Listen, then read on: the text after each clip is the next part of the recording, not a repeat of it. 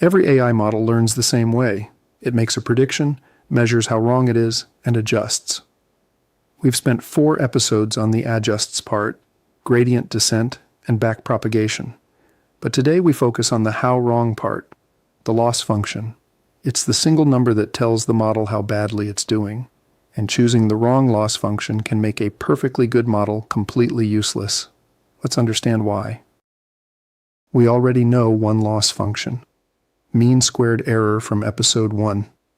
For each data point, you take the prediction minus the true value, square it, and average over all points. MSE is great for regression, predicting continuous numbers like prices, temperatures, or stock values. The squaring does 2 things. It makes all errors positive, and it punishes big errors much more than small ones. An error of 10 contributes 100 to the loss. An error of 1 contributes just 1, so MSE aggressively tries to eliminate outliers and big mistakes. But MSE has a weakness. Because it squares errors, one extreme outlier can dominate the entire loss. Imagine 99 data points with small errors, and one outlier with an error of 1,000.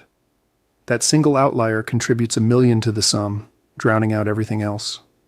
The model will distort itself to fix that 1 point. Mean absolute error, MSE, solves this. Instead of squaring, you take the absolute value. L equals 1 over n times the sum of the absolute difference between y and y hat. Now every error contributes proportionally. The outlier still matters, but it doesn't dominate. MSE and MSE work when you're predicting numbers. But what about classification?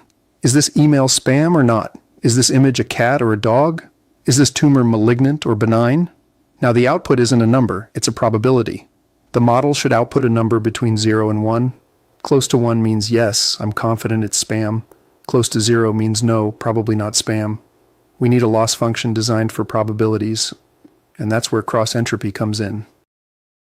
Binary cross-entropy is the standard loss for yes or no classification. Here's the formula. L equals minus 1 over NE times the sum of y times log of y hat plus 1 minus y times log of 1 minus y hat. It looks complex, but let's break it down. When the true label is 1, say the email is spam, the loss is minus log of y hat. If the model predicts 0.99 comma minus log of 0.99 is tiny, almost 0. Good prediction, low loss. If the model predicts 0.01 comma minus log of 0.01 is huge, about 4.6. Terrible prediction, huge loss. And here's the key insight. The loss approaches infinity as the prediction approaches the wrong answer. Cross-entropy is ruthless. It absolutely destroys confident wrong predictions. You might ask, why not just use MSE for classification? Mathematically you can, but it's a bad idea. Here's why.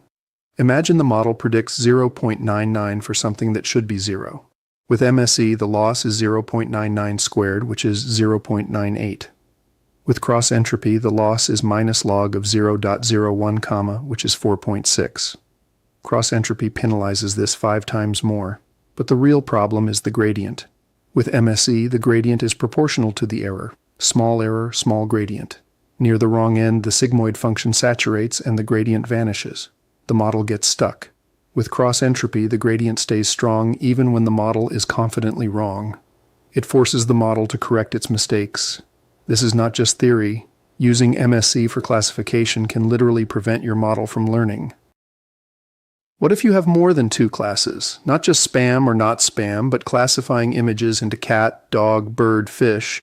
10 classes, 100 classes, 1,000 classes like ImageNet. You use categorical cross-entropy. The model outputs a probability for each class using softmax, which we'll cover in the next episode. The loss is minus the sum over all classes of the true probability times log of the predicted probability. In practice, since the true label is 1 hot, all zeros except a 1 for the correct class. This simplifies to just minus log of the predicted probability for the correct class. If the model gives 90% probability to the right answer, loss is 0.1. If it gives 1%, loss is 4.6. Same principle as binary, just extended to multiple choices. So how do you choose? The rules are simple. predicting a continuous number, house prices, temperature, stock returns. Use MSE or MSE if you have outliers.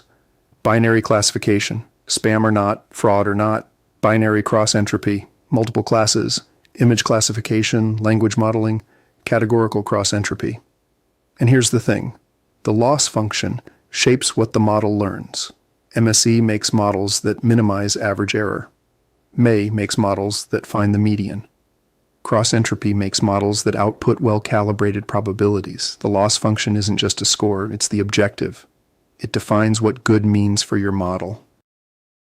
Remember the loss surface from episode 2? That bowl shape we descended with gradient descent? The choice of loss function determines the shape of that surface. MSE gives smooth, convex bowls for linear models. Cross-entropy gives smoother gradients for classification. A bad loss function can create a surface full of flat regions where gradient descent gets stuck. The architecture determines what the model can learn. The loss function determines what it will learn. They're equally important. Next time we dive into activation functions. Why ReLU killed the sigmoid, what GELU is and why modern language models use it, and how these simple functions unlock the power of deep learning. Subscribe if the math behind AI is starting to make sense. See you in the next one.